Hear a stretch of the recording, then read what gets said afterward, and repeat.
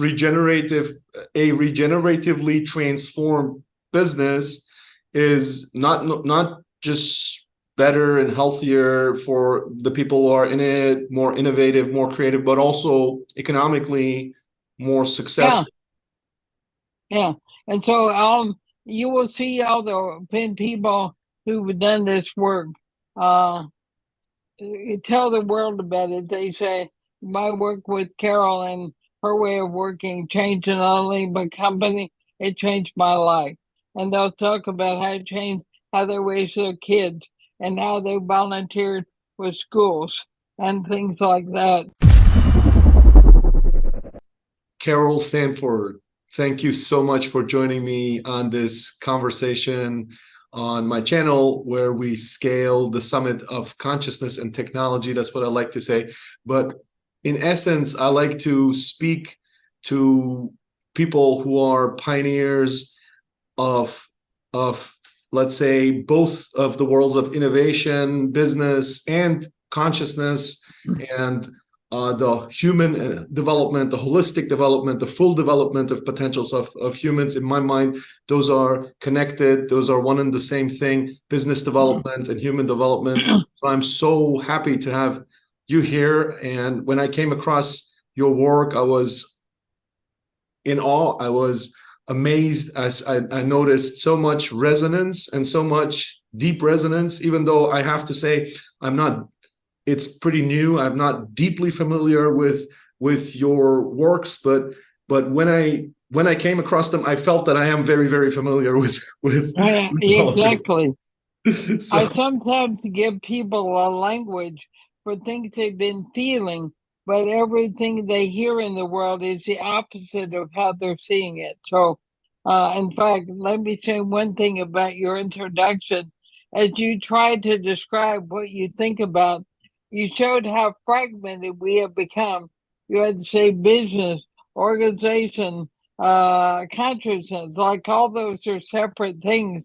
And that's what we've done in the world is fragment this way we see things. And now it takes us 10 minutes to describe all the things we're looking at. I was laughing as you were going. yeah. How would you, yes. Do you think we lack the language, the terminology, the awareness to be able to just say it simply? How would you, I mean, you like to use the word regenerative. Is that a conscious choice because you feel that that word best encapsulates the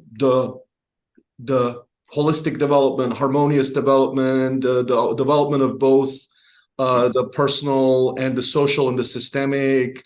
Is that a word? Where is that? Why is that choice? How's that choice? Where did that originate? Well, it's a very ancient term.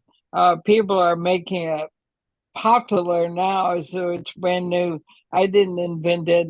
I got it from my grandfather, who is half Mohawk, and so he's an indigenous being. I grew up in a culture where people saw the thing through the idea of living systems, and so regeneration for me is a paradigm. So I'd say there are four paradigms at work in the world today. The first one is extract value, which is I get more than I give, and I try and take as much as I can at any event. Now, there's a range of that from greedy to what people call the successful, right? They got more than anyone else. The second paradigm is kind of like a level up. Some people wake up eventually and they can see the extracting value isn't too good for Mother Earth and society. So they try and reduce the harm, slow down the extraction, and make sure you hear people all the time talking about lowering carbon, lowering racism, yeah, inequity. And so if eventually we lower it far enough, we'll have none. But of course, it doesn't work that way. The next paradigm up is do good. And that comes about for people once they see that doing less harm isn't enough. You can't just beat your wife less and get anything out of it. You have to do something good or for your kids. But do good sounds great, doesn't it? But the problem is it's usually ideologically driven by a humanist paradigm or one church against another or one nation against another. And so do good, then do much for making a better world. So the fourth paradigm is ancient. It's called regeneration or a living system or a whole system. It's a way of learning to see wholes. And my grandfather was a farmer and an advisor for the Farm Bureau in the States during the Dust Bowl. And so he was a very wise man. And a lot of people saved their farms, or I should say communities, because it wasn't one farm at a time. It was a region. And looking at, so if you want to look and be regenerative, you have to look at a life shed as a whole. Now, I made up that word, speaking of language, Yeah. because we had lost the idea of life shed and called it watershed, airshed, food shed. Now, why would we do that? That is our water, our food, our air. And so it was a human projection. And as my grandfather talked about it, he always said things like, well, you can't talk about a forest without looking at its home. Mhm. And its home is between that ridge and that ridge of mountains. And everything that's there happens at one time. And the bears, you have to know what their dinner table is, which is in the water. And so you begin to see, he made me see all these working relationships that they weren't separate. And he said, that's a process. And I don't remember when he exactly used the word regeneration. I'm 81 years old next week. And so that was when I was a 90 preteen, 81. 81 years old next week. Yeah. Which day? And so the 3rd of October. Wonderful. Yeah, thanks. So I use, speaking of language, which was the source of your question, it's not that we don't have words. The English words are the worst because all of them come from a way of defining life as this chopped up thing. If you use Chinese or most Asian pictographs, you you get a whole different. You're in Asia right now. You if you speak that language, you'll notice they have more words of people doing something in a place, and the you make slight variation, and you still you get more of a sense of a whole. The Western world is verb noun, and it's all chopped up. So you have to relearn, uh, and I do a lot of that. I had someone who wrote a bio of an interview they did with me, and they were describing my mission. I Mhm. said, I don't have a mission. That means I'm doing something to someone else or something else.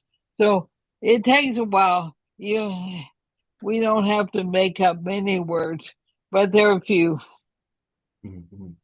Yeah, that's beautiful. So I understand your, first of all, yeah, the classification, yeah, that you started with of the do-gooders, and the extract. Well, the extractive model is the predominant model of economic production, I would say, with regards to natural resources, people, their Yeah. time, and so on and so forth. And then could we say the do good kind of mentality is one that is fostered by a lot of at least the exoteric understandings of religions, of institutional religions, where it's more about, doing a good appearance, going to church, being seen to do this, being seen to do that. In all the religions you have this, whereas it's not so much about the inner core, the inner transformation, which the esoteric traditions much more are emphasizing. And you mentioned the third, or the second, what you call the second tradition, the second posture, which is the one of fixing what's broken, trying to reduce the harm, which maybe could be a kind of well-meaning but unfortunately insufficient type of you said it's rooted in humanism, maybe some kind of political philosophy or social philosophy of that's a naive social philosophy of sorts of yeah. of trying to. So let me back up and say what these are. They aren't categories. They're Categories? paradigms. So Yeah. then that's very different than a category. Okay. No, because what I wanted to get at is if these paradigms, if they're really rooted in some individual, when you break them down to the person, are they rooted in a mistake in your mind, in the person? Is it just ignorance, or is it like, would you use even moral categories to talk about it? Would you say that these people are bad? How would you describe what's happening in the person who is in one of those paradigms and not maybe in the regenerative paradigm? Well, they can't be in it as one person. They're cultural. And so it depends on where you grew up. They come at not just churches, they come out of military, and they come out of educational, like behaviorism, out of psychology. And a paradigm is a worldview. It shapes how you see everything. And we grow up in the United States, we have one view, and that's why we have so many clashes with the immigrants, because we think we have a worldview of outsiders aren't so good. So now, how do people get that way? How do cultures get that way? This is not about good and bad people. It's not even about the ideology that forms out of it. It's about undeveloped humans. So there's almost no change theory that takes into account the humans are born incomplete. We don't know how to think. We don't know how to make decisions. And we grow up being crammed with other cultures' ideas. So I grew up in this culture. I grew up in Texas. And I grew up with a father who was very, very racist and a part of the Ku Klux Klan hierarchy. And he tried very hard to convince me that my Mexican friends were evil, or at least crazy, or uneducated, and there's something wrong with them. And he was more overt than most people. But the culture in this country teaches you to be judgmental against not me.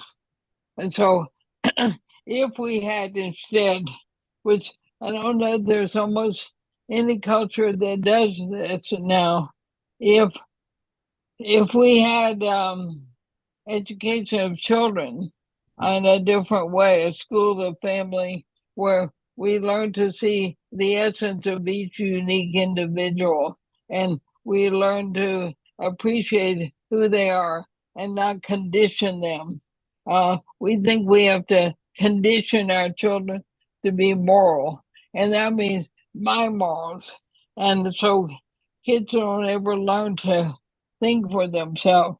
My newest book out last week is called No More Gold Stars. That's a conditioning way. The subtitle is Regenerating Capacity to Think for Ourselves. So the real problem that gets us in the mess we're in is we don't develop people's capacity to think and discover. and do the inner work, as you said. And we don't, in church, I was taught not to question anything, not to question the Bible. My parents, in my case, my husband, I was taught, don't think for yourself. That's the mess we have. And so we've got conditioning of one group up against the conditioning of another group, and one race up against the conditioning of the other race. Um, and one educational or politics, all of them are in polar, polarization.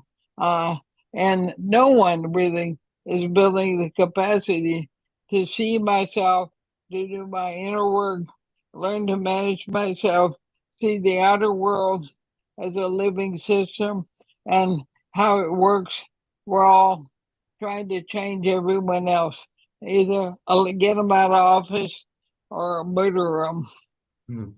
So this, when you talk about conditioning and the deconditioning that's required to free people from these social constructs or these kind of social expectations, the incentivization of certain behaviors, which then becomes gradually their personality over time, and so on. Right. So that reminds me of Osho, who is somebody that I personally was influenced a lot from. In addition to, actually, when I noticed, this is one point where I noticed a lot of resonance, that I have many similar references that resonate with the ones that I feel that I've seen or read have informed your work, from cybernetics to Gurdjieff, the work of the Fourth Way, and the various schools that came out of that. And this is another reference which I don't know if it's also within your kind of ecosystem of spirit and mind or not. But what I want to get to is that, so the work to transform and to decondition and to reveal essence, or to realize essence of the person, of the human, of the being, Right. of the human being, that has always been, maybe apart from these new experiments that now exist, but at least traditionally that has been the work of spiritual leaders. And you're doing something which I find super fascinating, and which is something that I choose to do. And you're going to business. You're going to the domain of business. Right. And can you tell me why what brought you to that, to make that choice, to take that as your field, as Yeah. your field of action, to enact human transformation in business? Yeah, I don't only do business, but I write more about business. So I have first, let me talk about, I have many threads that I call them from either indigenous traditions, which I've done a great deal of looking at my own Mohawk grandfather and his teaching constantly with me. And then I've looked at many wisdom traditions, including Hinduism, Buddhism.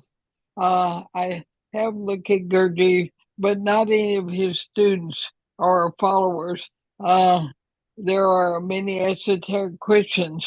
They'll all have exactly the same threads running through them.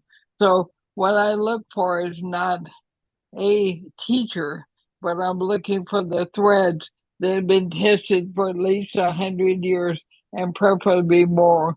I did a lot of work in quantum mechanics and really quantum science and other nonlinear sciences. And so those are the sources of my work. Now, I got started partly as an undergraduate at UC Berkeley, and I was working with a visiting scholar there named Thomas Kuhn, who wrote The Structure of the Scientific Revolution. I got to be in a classroom with him for a year, and in the Ratskeller, which was a beer pub after class, uh, where I learned a lot about paradigms. And I knew as he would talk, and his new book was just out then. I knew that as he talked, the key was the paradigm people were thinking through. And he said to the group one night, the Ratskeller, someone said to him, well, how do you help people change paradigm? He said, well, I figured out and wrote the book on how we got there. It's your job to figure out how to use it. And that had such a huge impact on me. I felt like he pointed at me. And I spent the next several years. I was a professor at San Jose State University, and I would try and teach it in business and urban planning. And I noticed the students who came in who got it really fast and could apply it were in organizations. Not all businesses, sometimes not for profits, but the most powerful at getting it and changing how they work with business. And I thought about that some more. And I thought, well, they're the ones who kind of got us in this mess. Uh, and they have the most power, the most money, the most best platforms. If we want to really bring about a change in paradigm, I think business is one of the best. And the reason was they have public measures of finance. And I could show them how changing paradigms could change your return somewhere between 35 and 65% per annum. So it was a very powerful way to bring about what they wanted. Right. But you had to do it in a different way. So that's how I got to business. So you're saying a regeneratively transformed business is not just better and healthier for the people who are in it, more innovative, more creative, but also economically more successful. Yeah. And so you will see all the people who've done this work tell the world about it. They say my work with Carol and her way of working changed not only my company, it changed my life. And they'll talk about how it changed how they raise their kids and how they volunteered with schools and things like that. So it had such an impact. And this was in everything from DuPont, which is one of the top 5 companies in the world in scale and finance. The CEO and chairman, Dan didn't know what he did when he left, but it changed people anyway.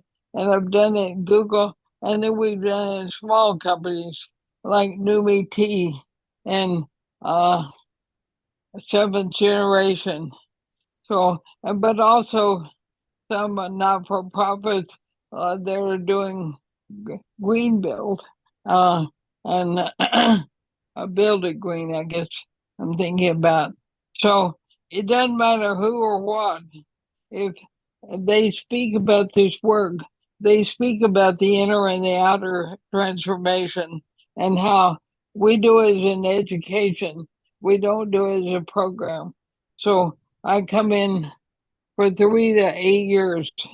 My new book tells the story of doing this in South Africa and why Mandela gave Colgate and our team an award because it helped change South Africa and how they governed. It changed all the individual members who were in townships, and it changed all the company leaders. So it's so pervasive, the way we work, that it changes everything it touches. Mm-hmm. Carol, for those who are not fully familiar with your work and the groups that you led or lead in the various projects. Can you maybe, I'd love to hear one thing. Can you just kind of distill a couple, some of the not some of the technologies and techniques that you think are very, very effective in transforming or in affecting change? Can you tell us a bit more about the practical techniques, the practical ways to engage with enterprise? So I have no techniques, zero. I don't believe in them. I have a technology out of which I design, and I have a principle that said, and this is the first one everybody has to do. You never do anything the same way twice. Now, that's the opposite of programs. They try and get standards and procedures. I teach people to get rid of all those and work on human consciousness. Now, the second thing we do is we run events every well, let me tell you the theory base. We are in educating on new methods, new ways of seeing inner and outer, 10% of their waking hours. That's what it takes for people to change. And you have to do that at least weekly, and you have to do it for 3 to 8 years. So most people want a program they install, make everything the same, put people back to sleep. It's called, Kurt Lewin called it unstick, change, restick. And that's we make sure they never get restuck. We destabilize with ideas and work ideas which are contrary to the current working. Like, for example, we don't with hierarchies, although they're one of the things that eventually go, we don't rearrange them. We don't get rid of supervisors. Instead, we create a different kind of decision making process. It doesn't matter what your title is. If you have a different process of looking, and the major thing there we use is connect everyone inside the company to the people they serve outside, to the customers. Right now, most people are connected to their boss above them and to the profits of their own company. We start measuring earnings margins and cash flow or return on every action of the consumer, the customer, the distributor. How effectively are they growing? You can grow your own company if you grow other people. In a family, it would be how well are the community I live in improving based on our family. And so you have families begin to look at how's the family serving the world they live in, and how are you measuring that? How how are you growing in order to do that? So it's called external considering, not internal. So that's a good Jeep term, external considering. So, but there are other people who use a different one. All right. So, the real key is educating for consciousness using business improvement and redesign. So people are learning about, like I helped DuPont redesign some of its safety programs, and it's known as the number one safety company in the world. They were measuring against number of times people got hurt, each plant competing with others. Instead, we said, what would happen if people became conscious of their effects? And so we would, in meetings, ask them the image being able to work with a gas canister of some kind, and image how was the different choices they were making would affect things at different times. After the working day, we would come back and reflect on how they were able to manage their own effects. And they weren't trying to gauge themselves against procedure, which puts you to sleep. they were looking at the effect of if I work this way and another way. And what it did was uh, change their responsibility for the safety action. And they dropped to almost zero. They found it was very hard to teach another company because it was part of the culture. We were working on helping build capacity for consciousness. Mm, Um, I have another that's book called very No, interesting. Mhm, yeah, No More Feedback was my mhm. fourth book, number four book, I think. And the subtitle is Consciousness at Work. That's the subtitle. So all of the work is about building capacity for being able to see and manage self internally and my own upset and consciousness and externally so that I'm working with people in a way that grows them, not competes with them. So you say that the existing in the traditional organization, the existing structures and procedures are not conducive for consciousness, Yeah. for people to become conscious of what they're doing instead, and of themselves and of their effects on in their embeddedness in their their environment, others, how others are perceiving or experiencing the effects of their actions. Instead, they're what they're just they're just some type of conditioning again, the existing procedures. So how so okay, if we transform the I'm find this extremely interesting, especially because not just from a theoretical perspective, but also because I'm enacting this in my own startup, in my own company. And in a startup, you have a lot of, you have the freedom to do to do this. It's somehow you can Right. do experiments, right? You can do experiments faster. You can say like, guys, this is how we're gonna do this. How about this? How about this? Let's try this type of structure. Let's try this type of projects, based, function based, or whatever. You can try out different things. You can see how it works. But the goal of having more consciousness and more, how would you say that's the main goal in the transformation? Like, where, how do you say at the end you measure? There's many ways that you can measure KPIs, and you can see, okay, now DuPont is going to have less of these incidents. They're going to decrease. Those are specific things that can be measured with outcomes. But where would you say, Carol, what's the guiding value or measure, or the overarching measure that tells you whether this transformation is going in the right direction, or if the experiment is not going in the right direction, if you should reconsider, if you're trying to enact some changes in your company yourself? Yeah. So I don't encourage people to experiment, and because what you want is a fluid organization. You're describing unstick, do something else, and restick. Uh, so what we're working on, I mean, I have even a larger idea about what I'm working on than a business, and that is for human beings to be able to do their work in the living system, which is promote a conscious energy field so that we don't have so many of the craziness to work because we're in a different state.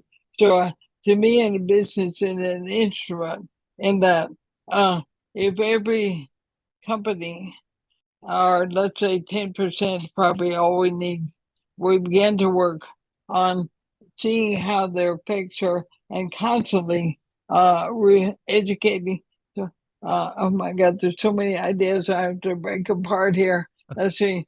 Uh, if you understand that what you're working on is building a fluid, alive, living system that's constantly evolving, constantly changing, then you're not measuring against any of the normal things. Although we teach everybody how earnings margin and cash flow works for their company and their competitors. So we use that as an intermediate. Uh, but we ask them learn to do assessment of their being and their will. What's changing for you in terms of how you feel like you're being in terms of your evolution in the world. Uh, and we have people learn to set aims so that we give them the instruments for being awake. It's in every wisdom tradition and pretty much every indigenous tradition says it's all about humans being awake. Those other ones were mechanical. So I think probably if I look at the major thread through indigenous quantum theory and wisdom, it's all about being awake. And so that is foundational. But you have to do something very different than what we do to do that now. You have weekly and daily events that work not on what you're going to do today only, but what you're going to learn about an idea how to manage yourself. Because if you aren't exposed to that all the time, you fall into the Western world, those lower three paradigms. So being in a community. So yeah, you can't do any of what I talk about alone. Uh, we create. I have two different running communities for 50 years. One of them is for individual change agents. So they show up several times a month and work on uh, work ideas and improving their capacity to be self-managing. I have one for business teams. So we've had Microsoft, Google, and a bunch of very tiny ones, all of which show up once a month and work on themselves. Now, I teach them business systems, system structures and processes, work design, leadership. I use all those terms, but I teach it through a regenerative paradigm. And so it's hard for them to change. They'll be there with me for 3 years. And I'll say, well, what are you doing you're excited about? And they'll give me pop psychology ideas on working better with people. I say, yeah, I've been listening. Now what happens? And so learning to see past the do-gooder paradigm particularly is very hard. They want to do holacracy or some kind of rip apart the organization. You'll still have unconscious people. You'll still have people who are not aware of their effects and don't become external considering. So all of those restructurings Yeah. don't do any good. Sorry, I need to take a breath. We forgot to tell people I have ALS. And so it slowly paralyzes your body, including your lungs. So sorry if I'm hard to understand. Well, thank you so much for speaking to us and sharing. And yeah, and how maybe I can just fill in some ideas here at this point. Yeah. So yeah, I feel this is, I totally agree with what you say. I've come across a lot of organizations where, they're having flat hierarchies and holacracy, or I don't know, agile and methods and all kinds of ideas around how there's even no hierarchies at all. Everybody's this and it's and in some of these cases it's very, how do I say, when I went deeper inside that organization and saw the people there, I actually encountered people who had still a lot of neuroses and a lot of hidden kind of power games, and they were not necessarily, how do I say this, they were not necessarily healthier than some of the very traditional hierarchical organizations that you just know. So they were not, they were just, it was just kind of sublimated a lot of that, and it was just gimmicky, almost like, we're this very progressive kind of way and so on, but there was no,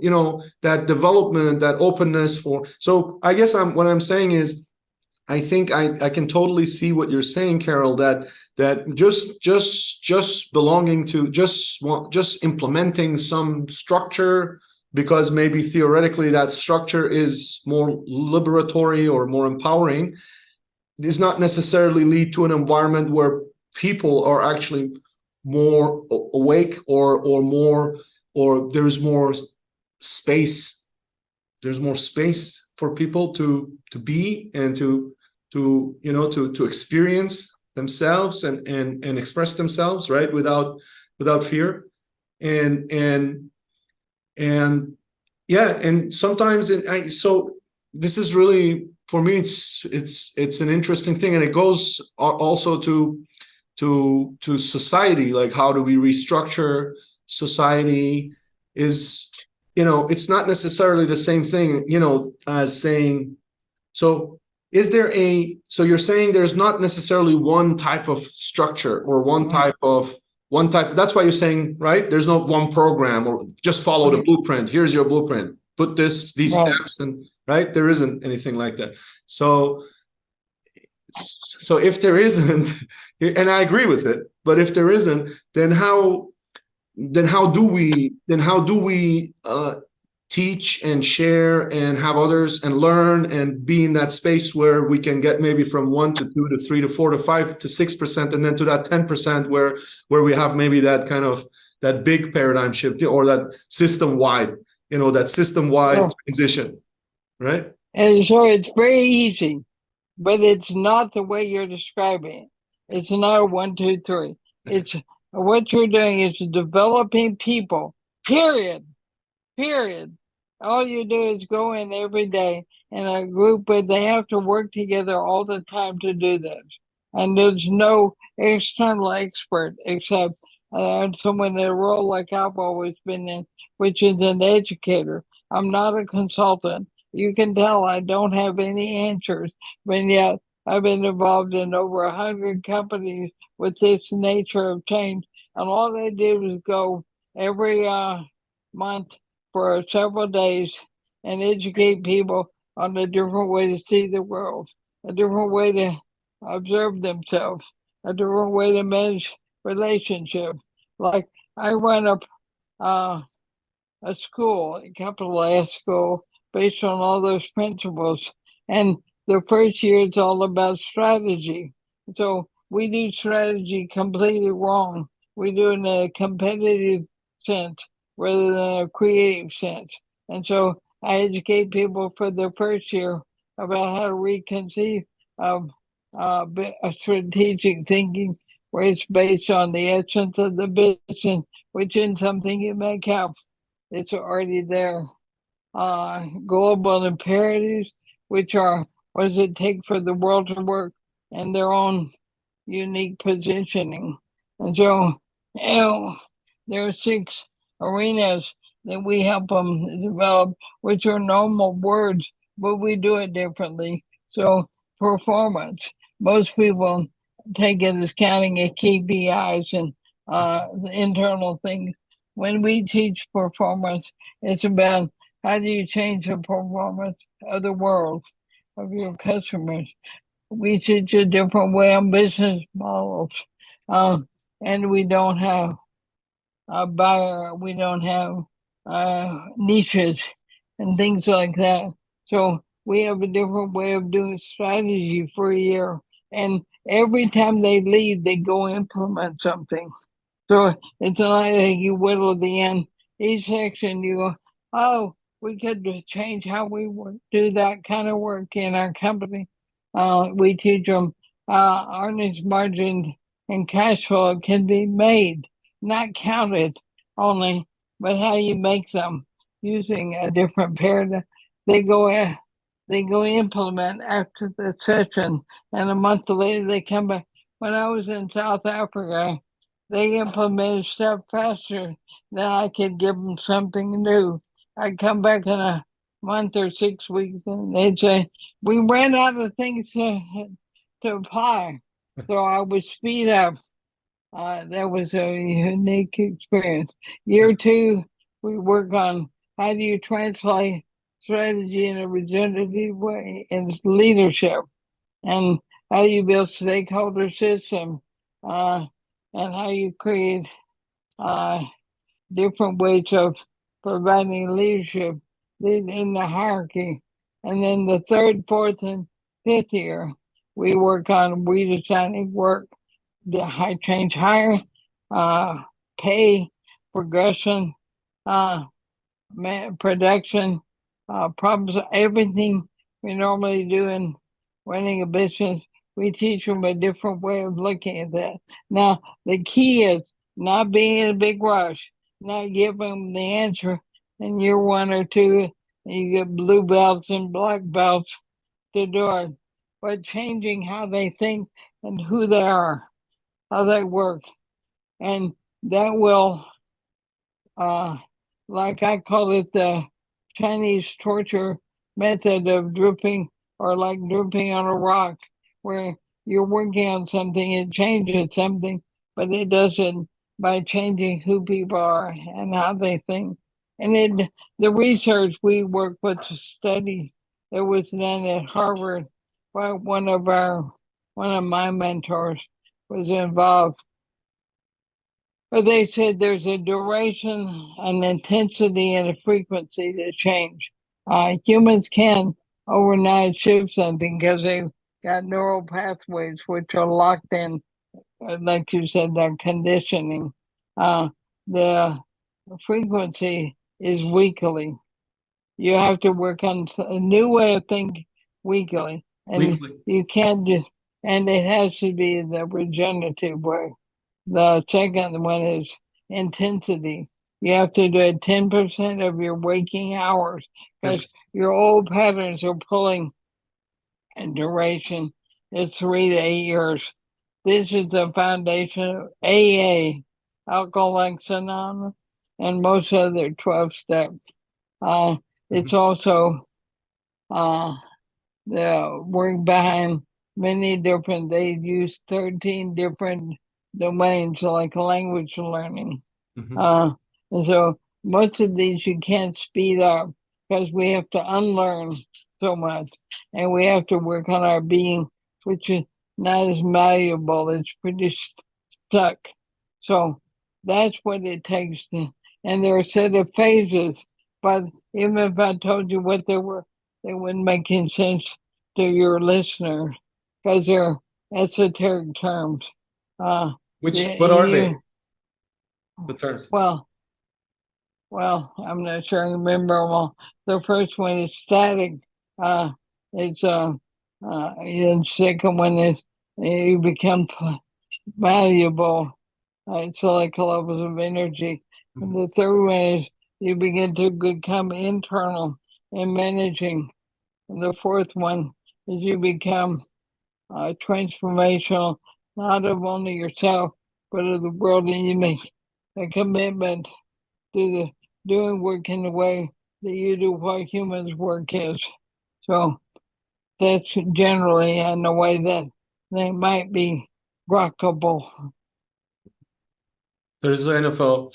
Do you see this progression or this development also does that correlate with you with levels of consciousness or higher consciousness? There's the whole work of the kind of spiral dynamics and different integral theory and stuff like that. Does that correlate with what you're thinking? No. No. I don't believe in stages that you get to. What it really happens is they're more cumulative, encompassing something. So anything that tells you you can go to different levels of consciousness is lying to you. That's not how humans work. Their consciousness is momentary. It's fragmented. And so when I get on a call like with you, I have to sit in meditation for a moment in advance and bring myself present. Because the minute we hang up, I'll be back asleep.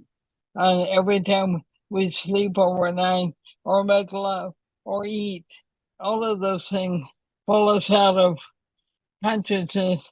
And so I think that the the idea that their colors or levels is arrogance and hubris, and also destructive to learning how consciousness really works. The wisdom traditions that even Integral was based on. I work with Sri Aurobindo and the mother, which Integral in theory is based on, but I don't see any of their work in it. Sri Aurobindo said consciousness is ephemeral, and it takes work every minute of every day to get yourself in that state. Now, could we 100 years from now get better at staying in? My personal experience, having sat in many uh, guru institutions, is that they will tell you there are no higher consciousness to get to. You can, if you do some continual practice and ongoing work, like I'm talking about weekly, 10% of your time, and not just meditation, then you can be in the phase of it for longer. But you'll fall out. There's no hierarchy. That's my opinion, anyway. That's great. Okay. That's what I think is so enriching and wonderful for you to share. And once again, I mean, I'm really appreciative that you're doing this. But so in your experience, in your when you look back over, you said you're turning, Carol, 80, 81 next week. Is that, do you so do you say there's not necessarily been, there's this rich wealth of experience that you and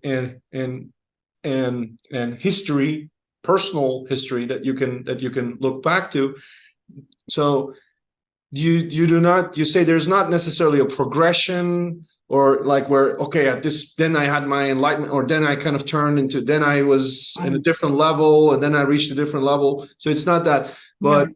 but so do you say there's waves, or how would you describe the evolution of consciousness in a person, in you know, who has dedicated their life, you know, to that, to awakening themselves and others? How does that So look like? the way most people are trying to do that, like the people we were talking about, is an accomplishment level. I've achieved this, and that's all working. That's the opposite of consciousness. If I said anything for me, I am more often able to not fall into a polarized the law of dualities, and I am more quick at being able to say to myself, be here now, be present, observe yourself. What do you notice? I know many of the practices that I've used over the years give me access to that far earlier than I used to have.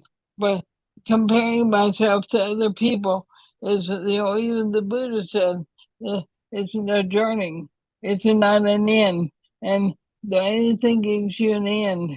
Uh, there are instruments to help you see where you are, but they're about you releasing all the arrogance and achievement.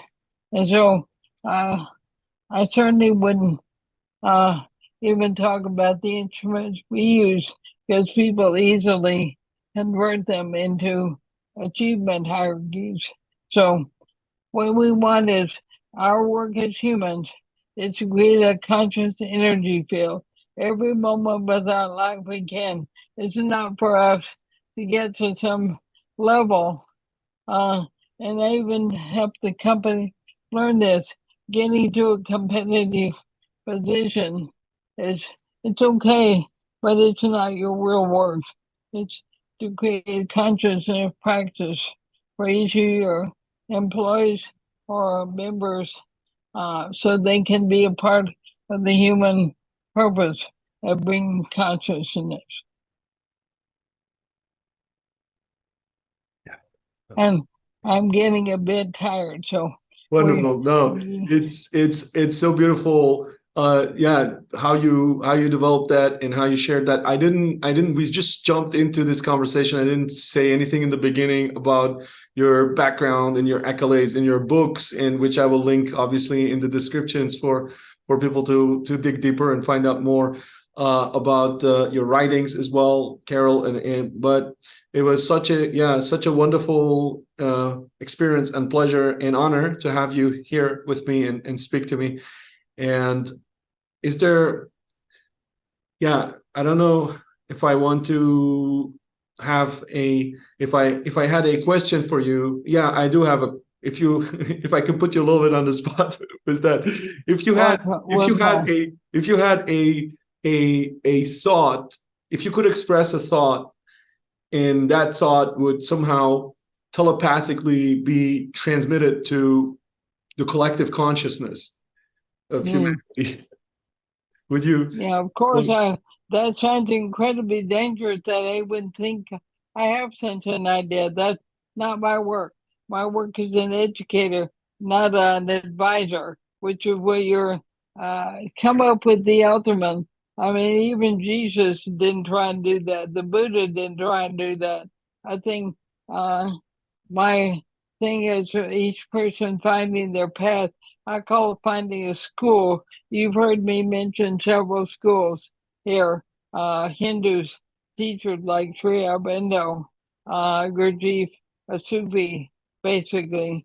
And so finding a school, a community that has a technology, a way of working that includes inner and outer work. Uh, that's all we need. If we got everybody doing that, we would each find our own answer, and then our community answer to that question. And so uh, that's why I set up communities for people to join.